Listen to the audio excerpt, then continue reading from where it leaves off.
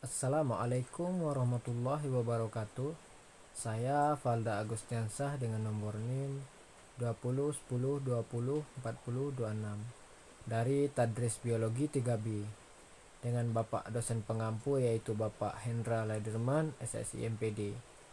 Di sini saya akan menjelaskan tentang ekosistem terestrial 1. Untuk pokok pemateri adapun yaitu terbagi menjadi 4. Yang pertama lingkungan darat, yang kedua biota darat dan biogeografi, yang ketiga struktur komunitas darat, yang keempat subsistem vegetasi.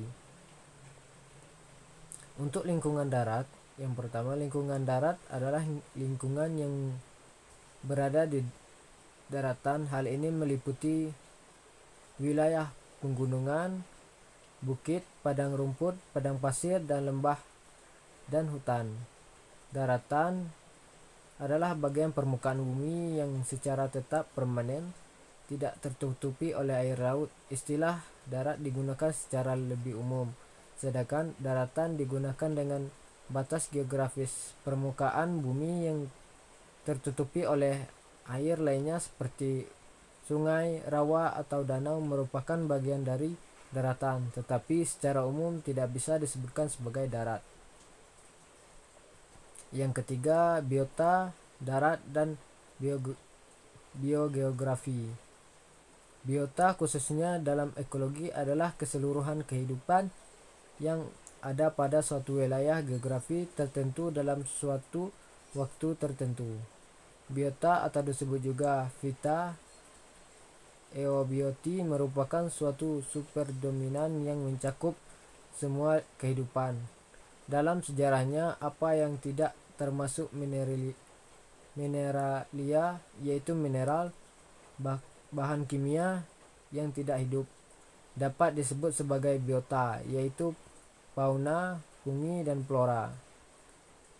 Jadi biota darat adalah biota yang hidup di daratan seperti wilayah pegunungan, bukit, padang rumput, padang pasir, lembah, dan hutan.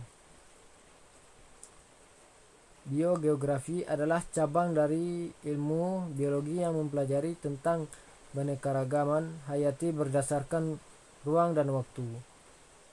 Cabang keilmuan ini bertujuan untuk mengungkapkan bagaimana kehidupan suatu organisme dan apa yang mempengaruhinya. Biografi mencakup analisis dan penjelasan mengenai pola distribusi dipadukan dengan pemahaman mengenai perubahan distribusi makhluk hidup dari masa lampau hingga saat ini.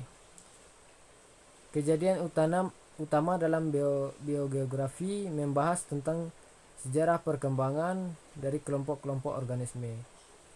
Yang ketiga, struktur komunitas darat. Klasifikasi dari Nash bukan utama, yakni seri-seri autotrop, heterotrop, sangat dapat cocok untuk darat. Autotrop, ciri-ciri yang menonjol dari komunitas darat tentu ada dan biasanya dominasi dari tumbuh-tumbuhan hijau berakar besar dan tidak hanya merupakan pembuat pakan melainkan menyediakan juga penaungan untuk organisme lain serta memakan peran penting dalam mempertahankan dan mengubah permukaan bumi.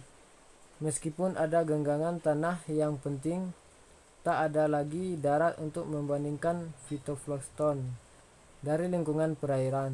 Tidak seperti sebanyak yang akhir yang memerlukan vitamin atau hara organik lain.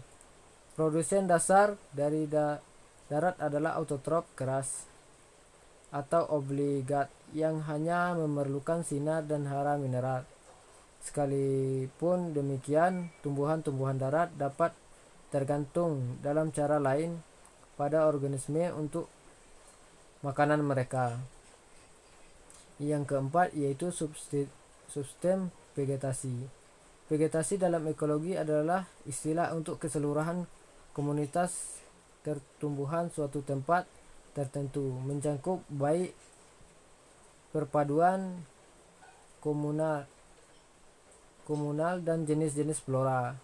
Penyusunan maupun tutupan lahan geosfer yang dibentuk. Vegetasi merupakan bagian hidup yang tersusun dari tumbuhan yang menepati suatu ekosistem atau dalam area yang sangat sempit. Relung ekologis beraneka tipe hutan, kebun, padang rumput, dan tundra merupakan contoh-contoh vegetasi. Istilah vegetasi berada dan lebih luas mencakupnya dari flora. Pengertian flora hanya merujuk kepada kekayaan jenis tumbuhan yang ada di suatu wilayah atau kurun waktu tertentu. Sedangkan vegetasi dicirikan pula ada kekayaan bentuk hidup, life form, struktur, varietas, selain juga oleh ciri-ciri floristik yang khas. Istilah vegetasi atau tipe vegetasi hampir sama pengertiannya dan sering pula dipertukarkan dengan komunitas tumbuhan, namun yang akhir ini umumnya memiliki cakupan wilayah yang lebih sempit. Tipe vegetasi dibedakan berdasarkan karakter floristik tertentu, misalnya asosiasi spesies-spesies yang dominan atau karakter lingkungan seperti jenis tanah dan iklim. Mungkin itu saja yang saya jelaskan. Saya tutup dengan Assalamualaikum warahmatullahi wabarakatuh.